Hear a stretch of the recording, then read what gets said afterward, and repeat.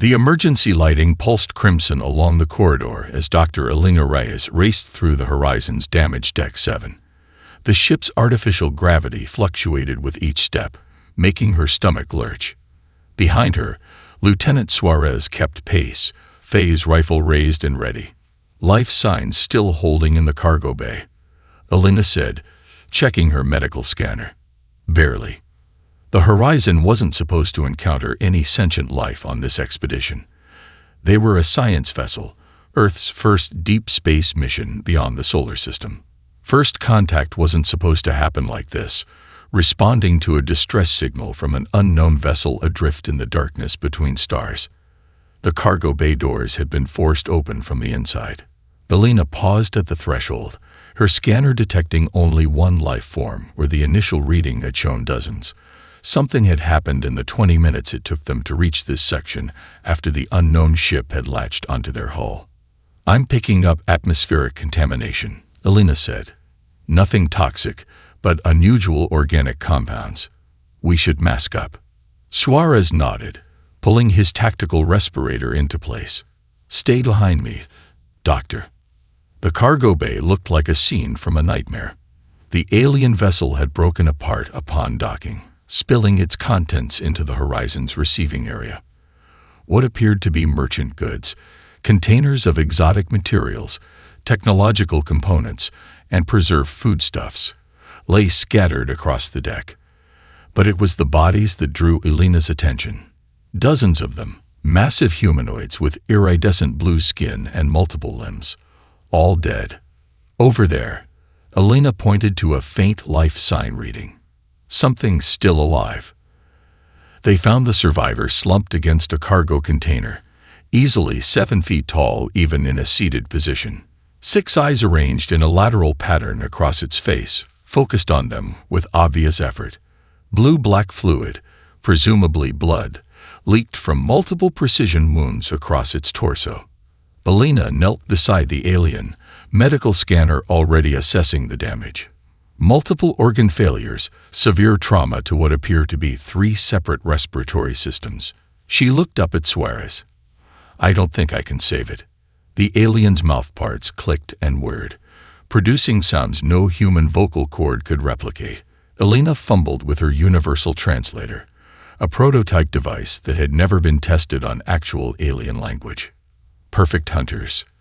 The translation came through, broken and stilted. "They followed our trading route. Sport, not food or resources, just sport." "Who did this to you?" Suarez asked, scanning the shadows of the cargo bay. "The Vorax," the translation struggled with the name. "Ancient predators. Hunt sentient species as trophies." The alien's breathing became more labored. "They intercepted your transmissions, very interested in your species." Elena's brow furrowed. Why would they be interested specifically in humans? The alien's 6 eyes blinked in sequence. "Your evolutionary path. Unusual. Most intelligent species evolved from prey animals or omnivores. Safety in numbers. Cooperation from necessity." A wet, gurgling sound accompanied what Elena realized was laughter. The Vorax have never encountered persistence hunters before. They're curious. "Persistence hunters?" Suarez asked. "Humans," Elena explained, her xenobiology training kicking in. "We evolved chasing prey until it collapsed from exhaustion. Most predator species are ambush hunters or sprint hunters. They rely on the initial attack. If that fails, they typically abandon the hunt." The dying alien nodded, its movement growing weaker. "The Vorax. Perfect ambush predators. Biological weapons integrated into their bodies. Enhanced senses. They consider hunting sentient species the ultimate challenge." Its breathing hitched. "But they've never encountered anything like humanity before." The scanner in Elena's hand flatlined as the alien's multiple hearts ceased beating one after another. "We need to report this to Earth," Elena said, standing slowly. "If these Vorax are as dangerous as our friend here suggested." A proximity alarm blared through the ship, cutting her off. Multiple unknown vessels just emerged from FTL. Captain Rodriguez's voice came through the comms. All personnel returned to stations immediately. Prepare for emergency jump. As Elena and Suarez raced back through the corridors, the ship's AI displayed the sensor readings on every available screen. 7 biomechanical vessels shaped like predatory insects had appeared at the edge of their sensor range, moving with deliberate precision toward the horizon.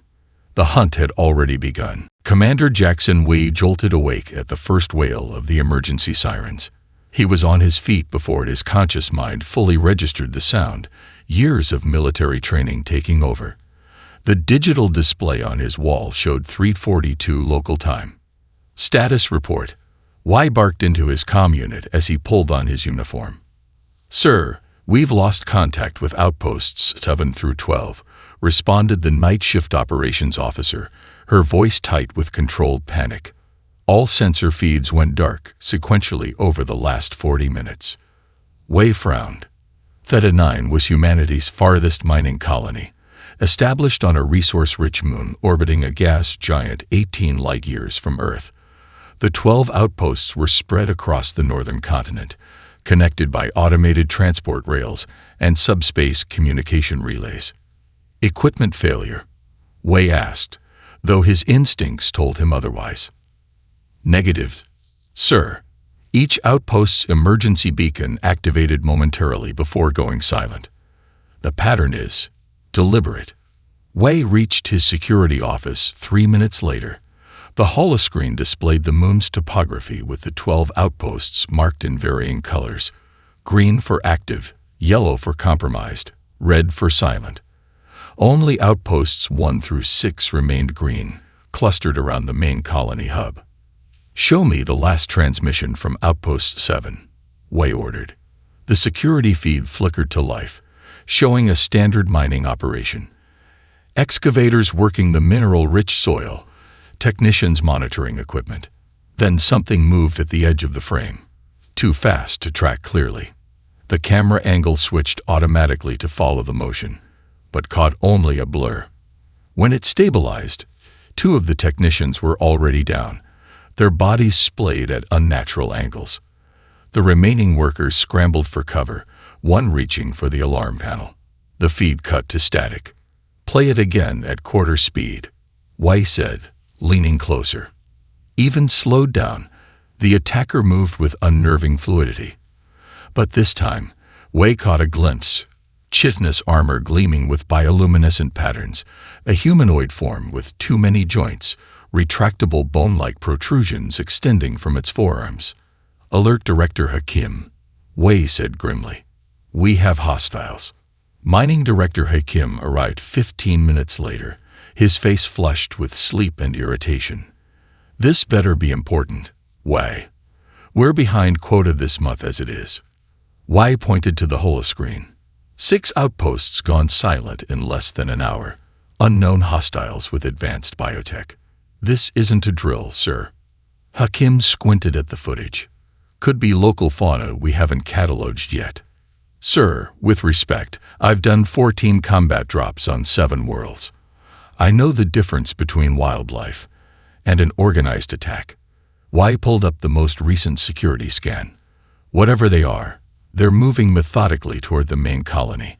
I recommend immediate evacuation." "Evacuation?" Hakim scoffed. "Do you know how much that would cost the company?" "No, we'll send a security team to investigate." Wei's jaw tightened. "Director, I strongly advise." "Your concerns are noted, Commander." Hakim cut him off. "Send your best team to Outpost 6. Full tactical gear. I want answers, not paranoia." 90 minutes later, Wei stood in the command center watching the helmet feeds from the 12-person security team. They moved in standard formation through Outpost 6, a prefabricated structure built to house 30 miners and their equipment. "Command, this is Sergeant Phillips. No survivors found. Signs of struggle but minimal property damage. Whatever hit this place was surgical." The surgeon's camera panned across empty corridors. "No bodies either. Keep moving. Check the main processing facility," we instructed, a knot forming in his stomach. The team advanced toward the central structure. We noticed it first, Shadow movements at the edge of several camera feeds, converging on the team from multiple angles. "Phillips, pull back now.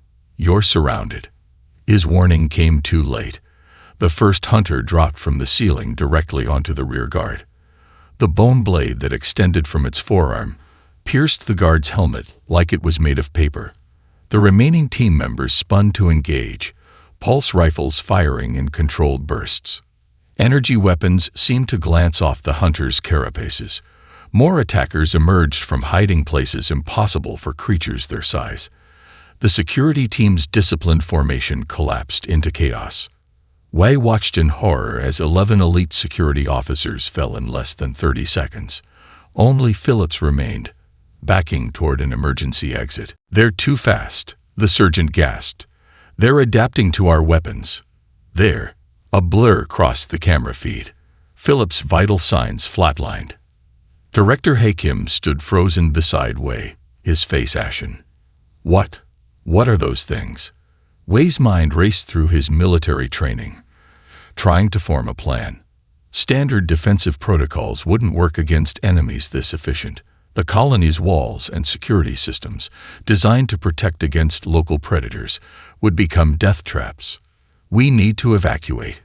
Not to the emergency bunkers, to the wilderness." We turned to the colony's operations team. "Sound the general alarm. Tell all colonists to grab only essential survival gear and emergency rations." "The wilderness," Hakim spluttered. "That's suicide." Wei faced the director squarely. "Those hunters expect us to hide behind walls or in bunkers. That's where they want us. Cornered, trapped. Out there," he gestured to the rugged mountain ranges that surrounded the colony, "we have a chance." Humans survived in the wild for hundreds of thousands of years before we built our first cities. It's time to remember those skills. As the evacuation alert sounded throughout the colony, Wei studied the topographical map, planning routes and rendezvous points. Whatever these hunters were, they had never faced human prey before, and humans had evolved as something unique in the galaxy. Predators who could become prey when necessary, but who never, ever stopped running. Dr. Elena Reyes stood before Earth's Unified Defense Council, her hands steady despite 48 hours without sleep. The Horizon had made an emergency FTL jump back to Earth, outrunning the pursuing Vorax vessels by a margin measured in minutes rather than hours. "The specimen we recovered is unlike anything in our xenobiology database," she explained, projecting a three-dimensional hologram of the Vorax autopsy. "Its muscle density exceeds human standard by a factor of 8, neural transmission speed roughly 3 times our own, multiple redundant organ systems." Admiral Helena Chen, the most decorated officer in Earth's defense forces, leaned forward. Her weathered face remained impassive, but her eyes narrowed with calculation. "Can we match them technologically?" she asked. "No," Elena replied frankly. "Their biological adaptations appear to be both natural and engineered.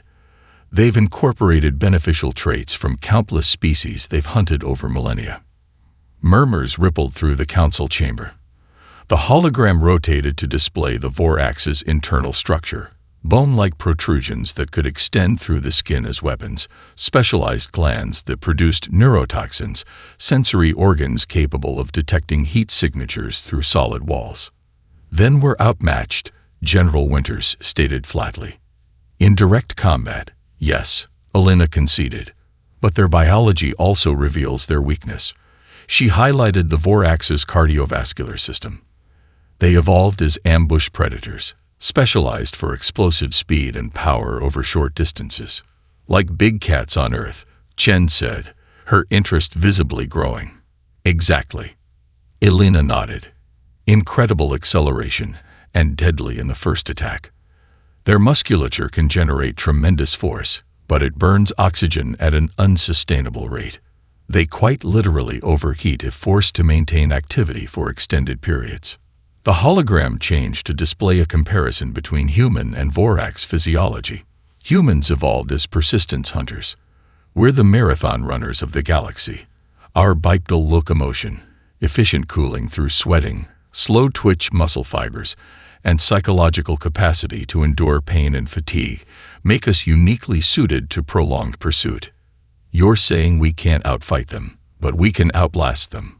Chen summarized, a glimmer of strategic possibility in her eyes. Precisely. Elena pulled up additional data. The Arcturian survivor told us the Vorax have never encountered a species with our specific evolutionary history. They don't understand what they're dealing with. General Winters scoffed. So your grand strategy is to run away until they get tired. Not run away, Elena corrected firmly. Run them down. On Earth, our ancestors didn't need to be faster than their prey in a sprint. They just needed to keep it moving until it collapsed from exhaustion. An alert sounded across the chamber's communication system. Admiral Chen's aide hurried over, whispering urgently in her ear. Chen's expression hardened. 3 frontier colonies have gone silent in the past 6 hours, she announced to the room. Long-range sensors detect Vorax vessels in all 3 systems. The tension in the room escalated immediately. Earth's colonies were spread across 12 systems, isolated and vulnerable. They're testing us, Elena realized aloud. Probing our defenses, seeing how we respond. Chen turned to the tactical display. Standard response would be to fortify our remaining outposts and prepare a coordinated fleet defense of core systems. That's exactly what they expect, Elena said. And it plays to their strengths. Short, intense combat where their superior speed and strength give them the advantage. Chen studied the galaxy map thoughtfully. Then we changed the rules of engagement. She turned to the council. I propose Operation Endurance. We evacuate all static colonial positions. Military and civilian personnel shift to mobile operations. Constant movement. Decentralized command. Guerrilla tactics. General Winters looked incredulous. Abandon our colonies. The public will never accept this. Not abandon. Transform, Chen corrected. Dr. Rice, how long can a Vorax hunter maintain peak performance? Elena consulted her data. Based on their metabolic rate, approximately 17 minutes before significant degradation begins. Chen nodded decisively. Then we make sure every engagement lasts longer than 17 minutes. We trade space for time. We make them chase us across entire continents, entire planets if necessary. As the council debated the radical strategy, Elena's tablet chimed with an incoming transmission. It was from Theta 9, one of the frontier colonies not yet hit. The message was brief, but gave her a surge of hope. Admiral, we just received this from Commander Y at the Theta 9 mining colony, she announced, forwarding the message to the main display. The tactical feed showed scattered groups of colonists moving through mountainous terrain. Rather than concentrating in defensive positions, they were constantly moving, laying false trails, using the environment against pursuers who clearly didn't understand the concept of extended pursuit. They figured it out on their own, Chen said with quiet pride. They're making the Vorax hunt them across the most difficult terrain on the planet. The final segment of Wei's message was simple. They're faster, they're stronger, but they get tired. We don't. Recommend all colonies adopt mobile strategy. Admiral Chen turned to the council with newfound conviction. We have 7,000 years of military history teaching us to stand and fight. But our earliest ancestors knew better. Sometimes, the key to victory isn't in how hard you hit, but how long you can keep moving. The strategic displays throughout the chamber updated, showing the planned movements of Earth's military and civilian resources across dozens of worlds. For the first time in humanity's history of interstellar conflict, they would not be fighting to hold ground. They would be leading the galaxy's deadliest predators on a chase they were evolutionarily unprepared to complete. Day 19 of the siege of Theta 9 dawned with a purple-tinged sunrise over the eastern mountain range. Commander Wei crouched at the edge of a ravine, studying the terrain through thermal binoculars. Beside him, Ling Chen, formerly the colony's agricultural specialist, now his most reliable scout, checked her improvised crossbow. Movement in Sector 4, she whispered, pointing toward a narrow valley 3 kilometers south. 2 hunters. They've split up again. Wei nodded, unsurprised. The Vorax hunting party had grown increasingly erratic as their usual tactics failed. 19 days of constant pursuit had taken its toll, not on the humans, who had adapted to perpetual movement, but on the hunters themselves. Pass the word to Group 3, Wei instructed. Draw the western hunter toward the tar pits. Tell Marcus not to engage until it's been running for at least 15 minutes. Ling slipped away silently, moving with the practiced ease of someone who'd learned to live in the wilderness. The remaining 200 colonists had split into 12 mobile groups, each with designated routes and tasks. No group stayed in one location for more than 4 hours. They'd left false trails, decoys, and improvised traps throughout the mountains, forcing the Vorax to expend energy investigating each one. Wei's comm unit crackled. "Commander, this is Harper at Observation Point Lima. The big one. The leader. He's having some kind of confrontation with 2 others. Can you hear what they're saying?" "No, sir, but there's definitely a disagreement. Lots of aggressive posturing. One just stormed off heading north." Wei allowed himself a small smile. After nearly 3 weeks of failed hunting, the Vorax pack was fracturing. Their leader, a battle-scarred hunter the colonists had nicknamed Scar, seemed incapable of understanding why his prey refused to behave as expected. "Keep monitoring. I'm heading to Rendezvous Point Charlie." 4 hours later, Wei stood with Dr. Amara Okafor, the colony's chief medical officer, as she treated the day's injuries, mostly minor sprains and exhaustion. "How's morale?" Wei asked quietly. Amara glanced around at the colonists resting in the hidden cave system. "Better than you'd expect. There's something empowering about discovering we can outmaneuver creatures that should, by all rights, be able to slaughter us." A commotion at the cave entrance interrupted them. Marcus and his team entered, supporting a limping colonist, but wearing expressions of triumph. "It worked exactly like you said it would," Marcus reported, excitement breaking through his exhaustion. "We led the hunter on a chase through the western ridge. Constant movement, never letting it rest. After 18 minutes, it started slowing down. By minute 22, its movements were visibly labored." "Did you engage?" Wei asked sharply. "No need." Marcus grinned. "We led it straight to the tar pits. In its exhausted state, it didn't notice the ground changing until it was too late. Last we saw, it was trapped up to its midsection, roaring in what I can only describe as utter confusion." Wade nodded approvingly. Another hunter neutralized without direct combat. They'd learned the hard way that confronting the Vorax at full strength was suicide. But an exhausted Vorax was a different matter entirely. His comm unit chimed with an alert from a perimeter sensor. Minutes later, Ling returned with unexpected news. "Commander, we've captured one," she reported breathlessly. "The youngest hunter. Kenji's team found it collapsed near the eastern waterfall." Wei raised his eyebrows in surprise. "Collapsed. Metabolic failure, as far as we can tell. It was pursuing one of our decoys for nearly 3 days without rest. When Kenji's team found it, it could barely move." "Is it secure?" "Yes, sir. Restrained and under guard at Outpost Site 3. Wei made his decision quickly. "I want to see it. Dr. Okafor, with me." The young Vorax hunter was secured in what remained of the mining outpost's medical bay. Despite its restraints, it emanated lethal danger: iridescent chitinous armor, limbs with too many joints, compound eyes that tracked their every movement. A translation device salvaged from the colony's xenolinguistics lab had been set up nearby. Wei approached cautiously, studying the alien predator. Up close, the Vorax was even more formidable than the footage had suggested. A perfect killing machine. Yet here it was, defeated not by superior firepower, but by simple exhaustion. How? The translation device rendered the Vorax's clicking speech. "Your kind is soft. Slow."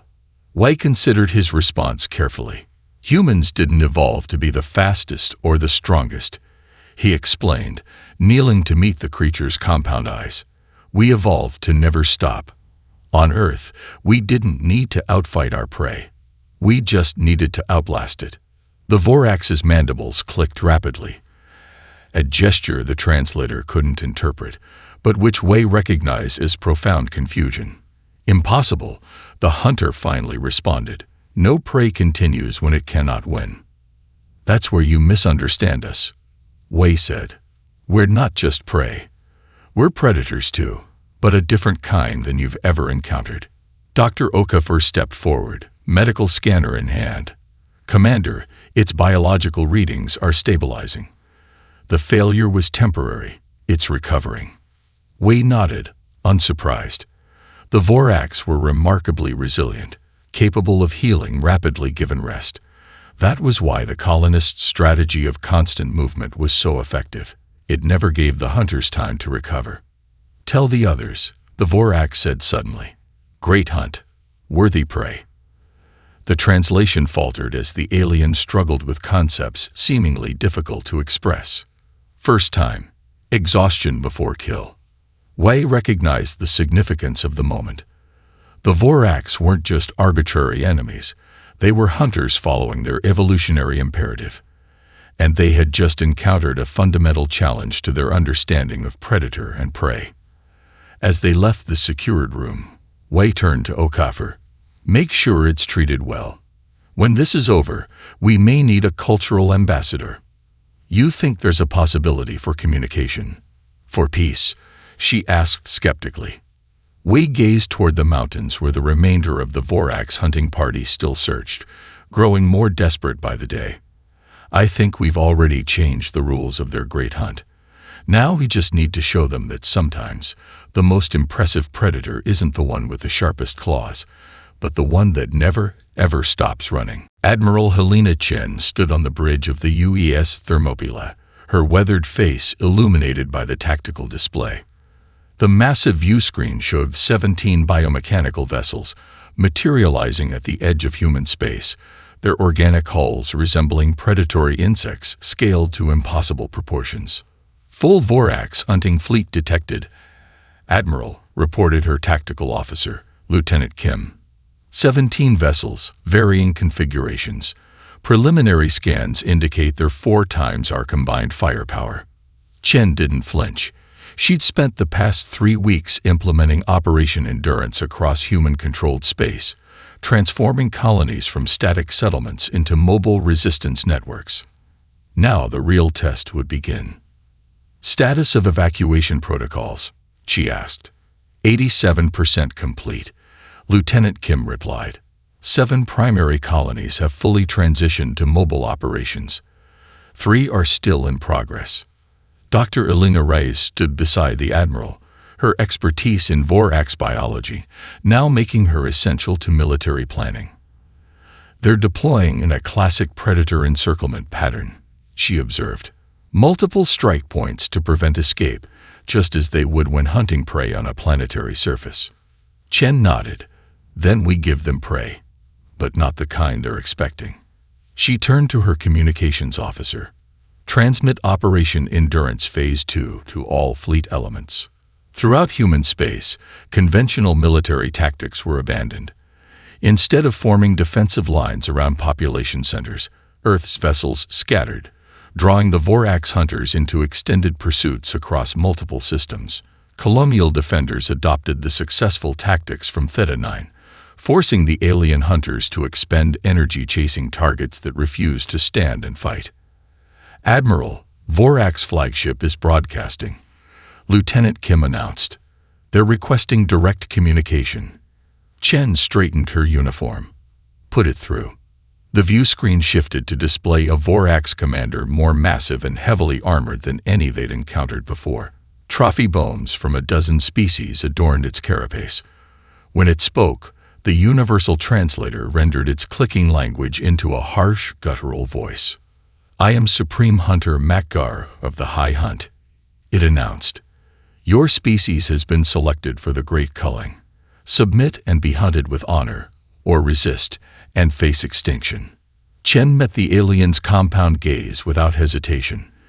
This is Admiral Helena Chen of Earth Defense Force.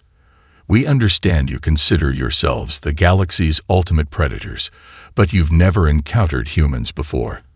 I suggest you reconsider your hunt while you still can." The massive Vorax's mandibles clicked in what Helena recognized as amusement. Brave words from prey. "We have studied your kind. Soft, fragile, slow. Your only advantage is your numbers, and numbers never save prey from superior hunters. You've studied our biology," Chen replied calmly, "but not our history. Humans aren't just prey. We're predators too, but a kind you've never encountered before." Makar's posture shifted subtly. Interest, perhaps, or dismissal. All species claim to be special before the hunt begins.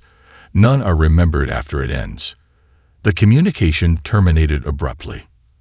"They've launched simultaneous attacks across 7 colonial systems," Lieutenant Kim reported, his voice tight but controlled. "Capital ships engaging our defenders while smaller hunter vessels descend to planetary surfaces."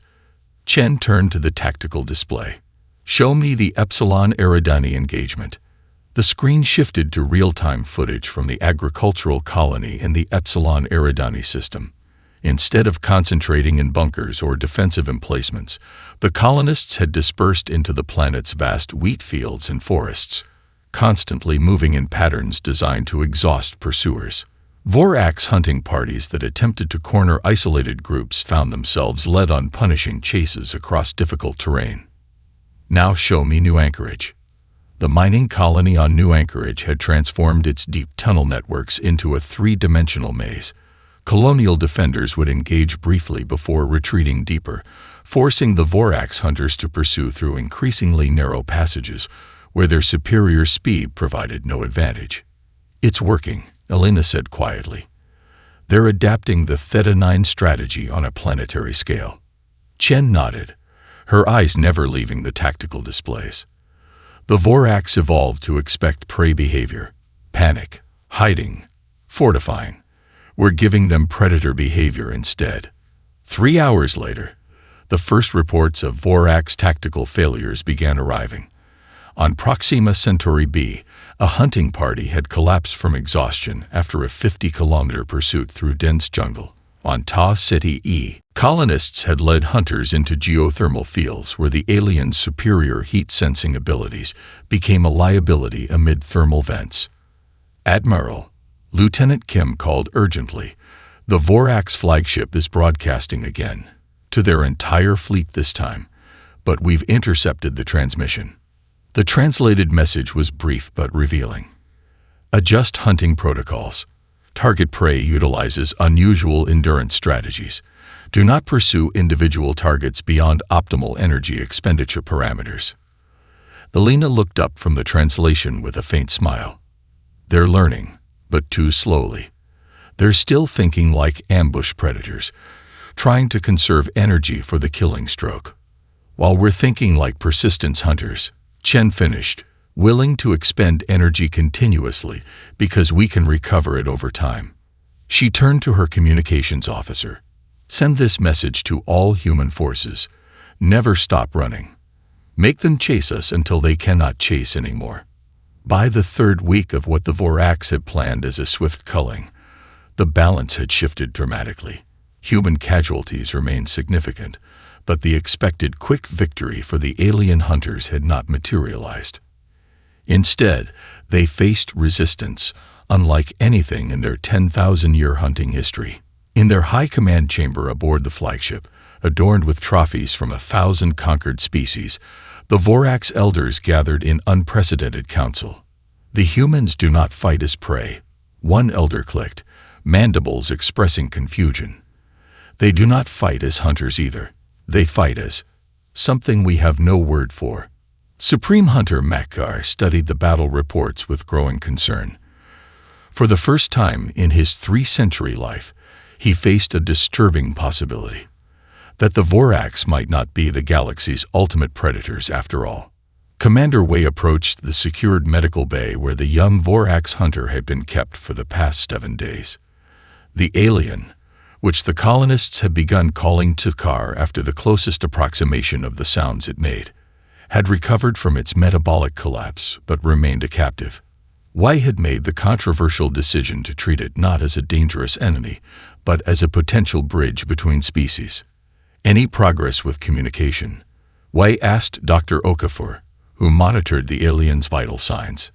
Significant, she replied, nodding toward the improved translation device they constructed.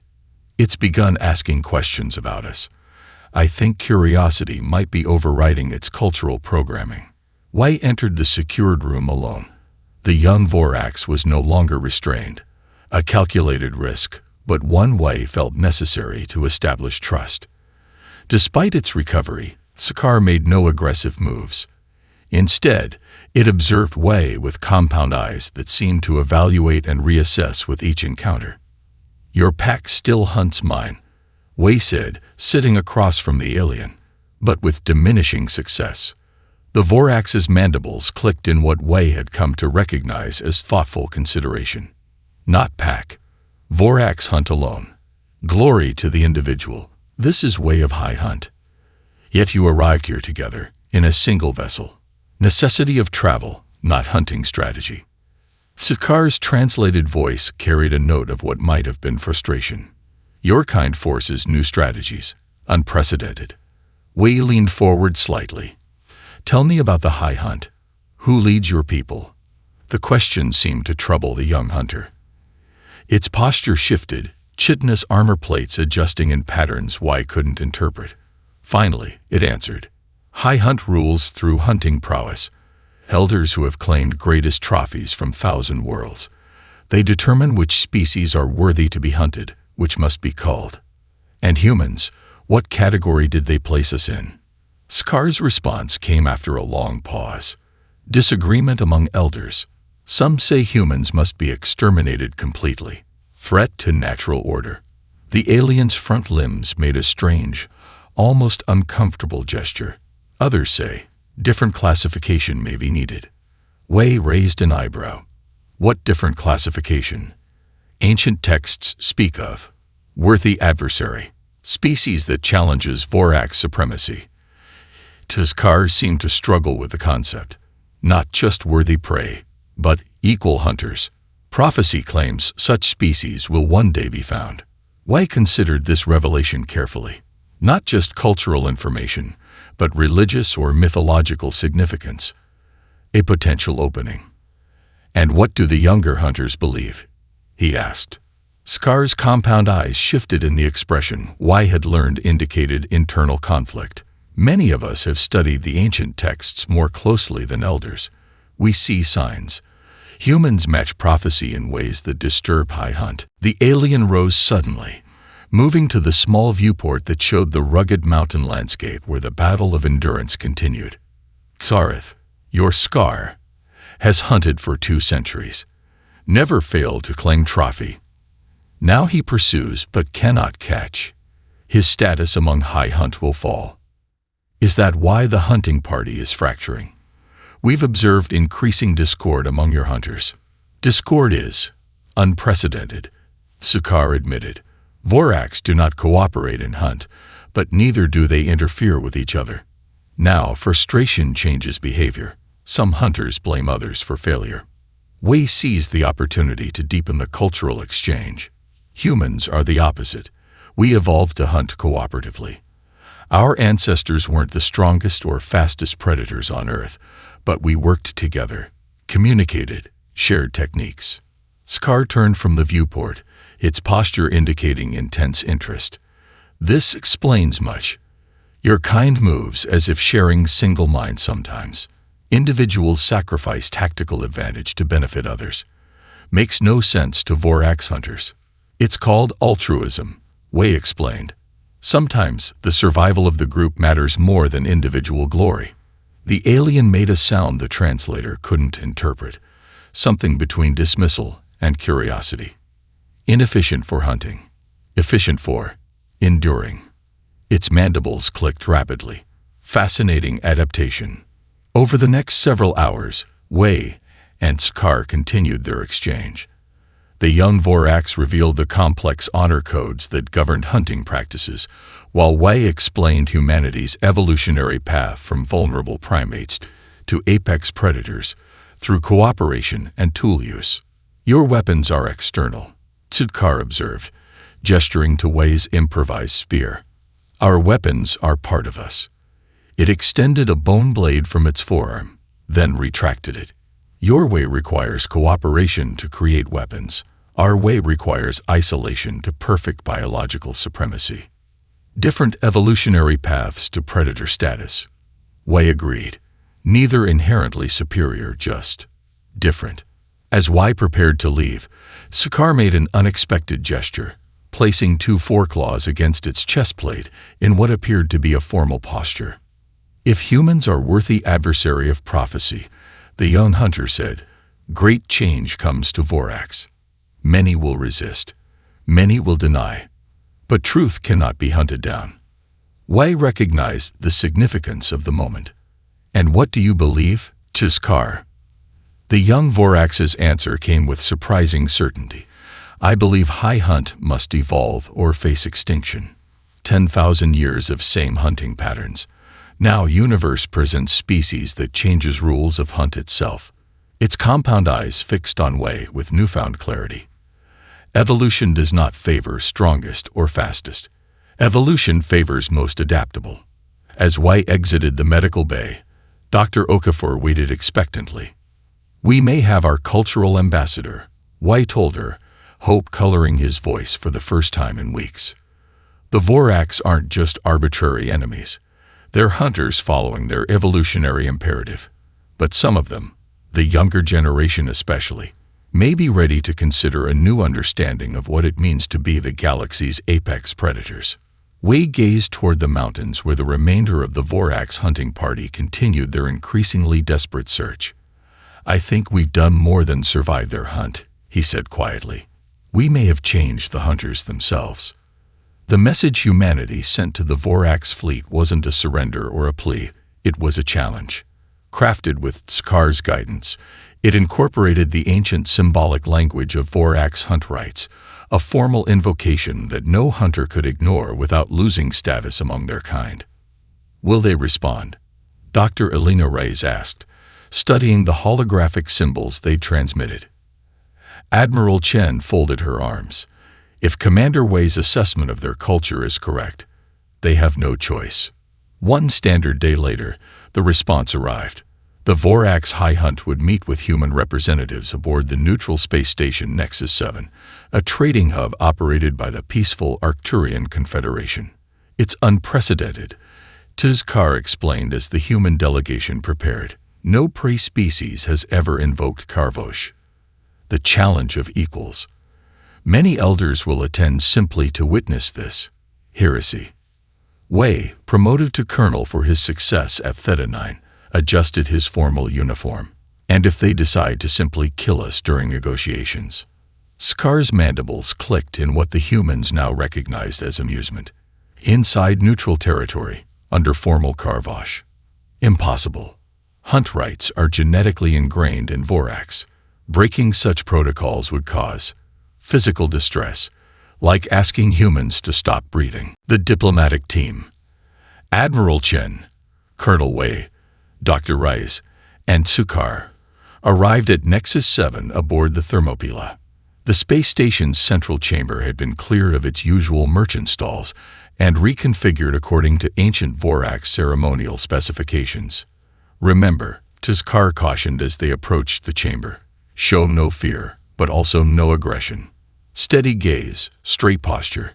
To a Vorax, body language speaks louder than translated words. The massive doors parted to reveal a semicircle of 17 Vorax elders, their carapaces adorned with countless trophies from species across the galaxy. At their center stood Supreme Hunter Makar, nearly 3 meters tall, his armor bearing elaborate bioluminescent patterns that signified his rank. The humans invoke Karvosh, Makar clicked, mandibles expressing both outrage and fascination. No prey has ever dared. Admiral Chen stepped forward, her posture exactly as Tsukar had instructed. We do not come as prey. Supreme Hunter. We come as equals. A ripple of clicking sounds, the Vorax equivalent of murmuring, spread through the elder ranks. One elder stepped forward, its carapace marked with age. Equality must be proven, not claimed, it stated, gesturing toward Scar. This young hunter has forgotten its place, consorting with prey species. I have discovered new truths. Elder Vexith, Scar responded, performing the formal gesture of respect while maintaining eye contact, a subtle challenge in itself. The ancient texts speak of the worthy adversary. Humans match every criterion. Blasphemy, hissed another elder. The worthy adversary is myth, not prophecy. Makgar raised a limb, silencing the debate. The humans have invoked Karvosh. By our most ancient laws, we must hear their challenge.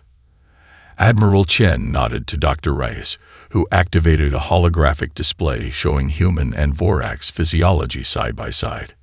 Your evolution created perfect ambush predators, Chen explained. Our evolution created perfect persistence predators. Neither is superior, merely adapted to different hunting strategies. She gestured to Colonel Wei. On Theta 9, humans demonstrated that your biological advantages, superior strength, speed, and sensory capabilities, can be countered by our evolutionary adaptations, endurance, thermoregulation, and cooperative hunting. We stepped forward. We propose a contest according to your oldest traditions. Champions from both species will compete on a neutral world. If humans win, the Vorax will recognize us as equals rather than prey. If we lose, Earth's coordinates will be surrendered for your final hunt. The chamber erupted in clicking sounds, shock, outrage, but also unmistakable interest. Makgar silenced them again with a gesture. You would risk your species' future on a contest? He asked, compound eyes fixing on Wei. We would risk a portion of our forces to save the whole, Wei clarified, just as you risked hunting parties to test our defenses. Makgar considered this, his posture indicating deep calculation. What contest do you propose? Dr. Rice projected a new hologram, a planetary surface with extreme environmental zones. The Death World Tartarus. Environmental conditions challenging to both our species. 21 days of survival and hunting. Victory to whichever team demonstrates superior adaptation. Elder Vexith clicked in dismissal. We would easily triumph in such conditions. Perhaps, Admiral Chen conceded. But your hunting history is built on quick victories against cornered prey. This contest would require sustained effort over weeks, not minutes. Are the Vorax capable of such endurance? The calculated challenge hit its mark. Makgar's posture shifted subtly. No Vorax hunter could refuse such a direct question of capability. The terms are acceptable, he declared. 7 hunters from each species. No technological weapons, only biological capabilities and primitive tools fashioned on Tartarus itself. Agreed, Chen responded. Preparation period of 1 standard month. No interference from either species once the contest begins. As the formalities concluded, and the human delegation prepared to depart, Scar approached Wei privately. Makgar has ruled the high hunt for 3 centuries, the young Vorax warned. No hunter has ever defeated him in single combat. His biological weapons include venom glands from 7 different species. Wei smiled grimly. Good thing humans don't hunt alone. Back aboard the Thermopyle, the delegation began planning immediately. The human team would include marathon runners, Arctic explorers, desert trackers, and wilderness survival experts, specialists in endurance and adaptation rather than combat. We don't need to be the best fighters, Chen explained to her officers. We just need to outlast the deadliest predators the universe has ever produced. Dr. Rice studied the environmental data on Tartarus with growing concern. Acid swamps, glass deserts, temperature extremes that would kill most species. This will push human endurance to its absolute limits. Wei's expression remained determined. So be it. Our ancestors didn't become Earth's apex predators by having the sharpest claws. They did it by simply refusing to stop. As Earth prepared its champions, news of the challenge spread throughout human space. For the first time since the Vorax attacks began, humanity had seized the initiative, transforming from hunted to hunter in a contest that would determine their future among the stars. The surface of Tartarus lived up to its mythological namesake. Sprawling across a continent of environmental extremes, from sulfuric acid swamps to glass deserts where daytime temperatures exceeded 200 degrees Celsius, it represented the ultimate challenge for both species. Neutral Arcturian observers maintained orbital surveillance, broadcasting the contest to both human and Vorax worlds. Colonel Wei led the human team into their designated starting zone, a rocky plateau bordered by steaming geothermal vents. The 7 human champions represented Earth's diverse adaptations. Maya Okonkwo, an ultramarathon runner from the Nigerian highlands; Sven Larsen, an Arctic survival specialist; Anya Petrova, Russia's most decorated wilderness guide; Diego Ramirez, who had survived alone in the Amazon for 2 years; Lin Xiaohong, a Chinese mountaineer who had scaled peaks without supplemental oxygen; Jamal Khatri, an Indian desert tracker; and Wei himself, whose experience on Theta 9 made him uniquely qualified to face the Vorax. "Remember our strategy," Wei reminded the team as they surveyed the hellish landscape. "We don't try to outfight them. We force them to chase us until their biology betrays them." 12 kilometers away, the Vorax champions prepared differently. Supreme Hunter Makgar and his 6 elite hunters performed ritual combat to establish dominance hierarchies before the hunt began. Their superior strength, speed, and natural weapons made them formidable individual predators, but they made no effort to coordinate strategy. "They're still thinking like ambush hunters," Maya observed through binoculars. "Each one wants the glory of personal victory." We nodded. "And that's their weakness. Humans evolved to hunt as a community. We'll use relay tactics, one of us always fresh, while they exhaust themselves in pursuit." The contest began at dawn on the second day. The Vorax, expecting their prey to hide or fortify a position, were confused to discover the humans actively tracking them instead. When a Vorax hunter named Frekthar encountered Sven and Maya at the edge of the lava field, it immediately charged, only to find the humans retreating in opposite directions. Frekthar chose to pursue Maya, the smaller target. The Vorax's incredible speed closed the gap quickly, but Maya maintained a steady pace, leading the hunter across increasingly difficult terrain. After 15 minutes of pursuit, just when the Vorax's specialized musculature began to overheat, Jamal appeared, taking over the pursuit while Maya circled behind to rest and recover. For 6 hours, the human team executed a perfect relay, trading positions to keep the Vorax hunter constantly moving. By the time Frekthar realized the strategy, its biological systems were in critical failure. The hunter collapsed at the edge of an acid swamp, its magnificent body betrayed by evolutionary specialization. The first lesson, Wei transmitted to the watching human worlds: never try to sprint against a marathon runner. Similar scenarios played out across Tartarus as the human team systematically exhausted the Vorax hunters. On the 5th day, Lin and Diego established water collection systems in the glass desert, demonstrating human technological adaptation with primitive materials. When 3 Vorax hunters attempted to destroy these systems, they found themselves drawn into a grueling pursuit across superheated sand dunes where the humans' superior thermoregulation gave them a critical advantage. By the contest's midpoint, 2 Vorax hunters had been neutralized through exhaustion, with the humans suffering only minor injuries. The remaining Vorax, including Makgar, began adapting, conserving energy, attempting shorter pursuits, trying to corner individual humans. They're learning. Anya warned during a rare rest period in a cave system. Makgar is observing our patterns, adapting his tactics. We nodded. As we expected. Evolution favors adaptability. The question is whether they can adapt quickly enough. The contest reached its dramatic climax on the 19th day in a volcanic ravine during an electrical storm that interfered with the Vorax's sensory organs. Supreme Hunter Makgar, having tracked Wei and Admiral Chen for 3 days, finally cornered them against a wall of superheated gas vents. "No more running," Makgar clicked, extending bone blades from both forelimbs. "Face your superior predator." Wei and Chen exchanged a glance, then implemented their final strategy. They didn't attempt to defeat Makgar in combat. They simply kept moving, taking turns drawing him through the punishing terrain.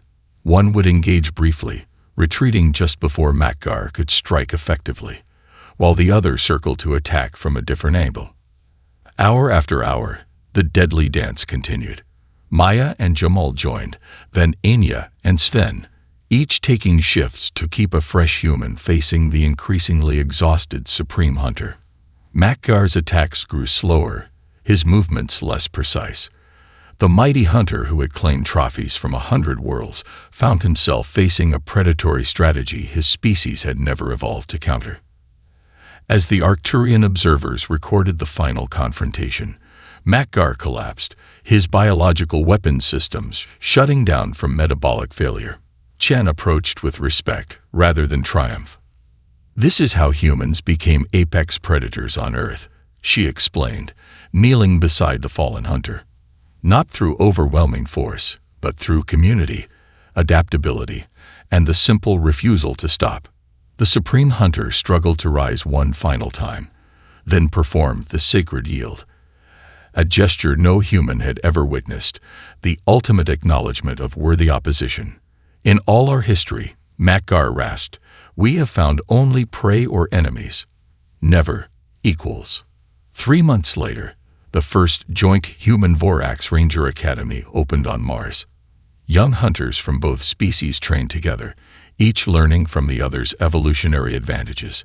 Humanity's space exploration program was revolutionized by Vorax biological technology, while the ancient predators incorporated human endurance training into their hunting practices. As Tukar and Wei stood watching the first class of mixed-species rangers, the young Vorax clicked thoughtfully. "The universe should be very afraid," he observed. "The galaxy's deadliest ambush predators now have the stamina to chase their prey across the stars." Wei smiled. "And the galaxy's most persistent hunters now have the biological weapons to strike with unprecedented precision." Together, they watched as human and Vorax trainees demonstrated their complementary abilities, a new kind of apex predator emerging from the unexpected alliance of the universe's most formidable hunters. "Evolution," Wei said quietly, "finds a way."